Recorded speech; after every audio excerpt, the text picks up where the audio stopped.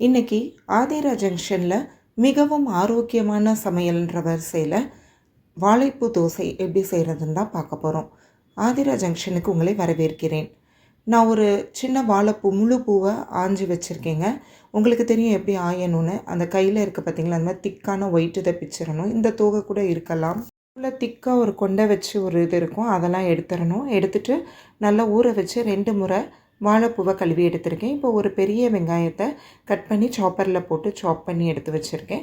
இப்போ கழுவின வாழைப்பூவை குக்கரில் போட்டு டம்ளர் அளவுக்கு தண்ணி ஊற்றிட்டு அதில் மீடியம் ஃப்ளேமில் வச்சு 3 விசில் விட்டுருங்க. அது நல்லா வெந்து வந்துடும்.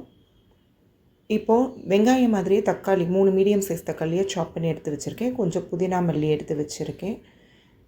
இப்போ பாருங்கள், வாழைப்பூ நல்லா வெந்துருச்சு. மசாலா ரெடி பண்ணுறதுக்கு 1.5 ஸ்பூன் அளவுக்கு சோம்பு, 1 ஸ்பூன் அளவுக்கு மிளகு, 1.5 ஸ்பூன் மல்லி விதை, அதோட 1 ஸ்பூன் அளவுக்கு சீரகம் எடுத்துக்கோங்க.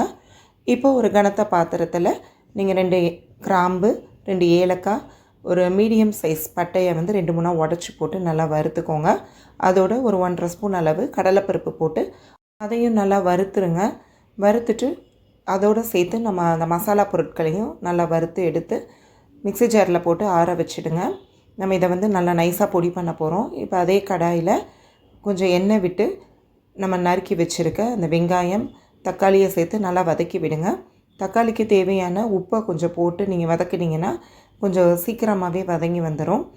இப்போது அந்த வாழைப்பூ நல்லா ஆறிடுச்சு. இதை மிக்ஸி ஜாரில் சேர்த்து அந்த வாழைப்பூ அவிச்ச தண்ணியவே கொஞ்சம் ஊற்றி நல்லா நைஸாக இந்த மாதிரி அரைச்சி எடுத்துக்கோங்க. நம்ம வறுத்து வச்சுருந்த மசாலா பொருட்களையும் இந்த மாதிரி மிக்ஸி ஜாரில் போட்டு நல்லா பொடி பண்ணிவிடுங்க. இப்போது தக்காளியோட 1 ஸ்பூன் இஞ்சி பூண்டு பேஸ்ட்டு போட்டு நல்லா வதக்கிட்டு அரைச்சி வச்சுருந்த பொடியை அதோடு சேர்த்து நல்லா கிளறி விடுங்க. இப்போ தேவையான அளவு கொஞ்சம் தண்ணி ஊற்றி கொதிக்க விட்டிங்கன்னா அந்த பச்சை வாசனையெல்லாம் போயிடும். இப்போ இதோட 2 ஸ்பூன் அளவுக்கு மிளகாத்தூள் ஆட் பண்ணிவிட்டு நம்ம அரைச்சி வச்சுருக்க வாழைப்பூவையும் அதில் சேர்த்துருங்க. சேர்த்து நல்லா கிளறிட்டு இன்னும் கொஞ்சம் தண்ணி ஊற்றிடுங்க, ஏன்னா கெட்டி பிடிக்காமல் இருக்கும். 1 டீஸ்பூன் அளவுக்கு கரம் மசாலா தூளையும் சேர்த்துட்டு உப்பு சரி பார்த்து நல்லா கிளறி விட்டு நல்லா கொதித்து வற்றி வரவும் எடுத்து வச்சுருக்க புதினா மல்லியை சேர்த்து நல்லா கிளறி விட்டுருங்க. இப்போது நம்மளுக்கு அந்த வாழைப்பூ மசால் ரெடி.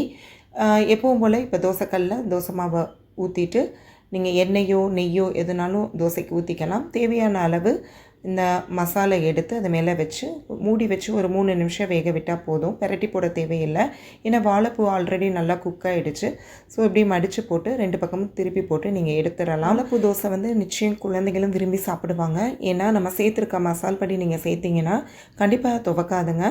இதை பீஸா கட்டர் வச்சு நீங்கள் விதவிதமாக கட் பண்ணி கூட அவங்களுக்கு நீங்கள் சர்வ் பண்ணலாம்.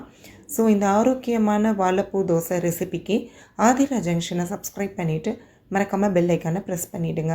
மீண்டும் சந்திப்போம்.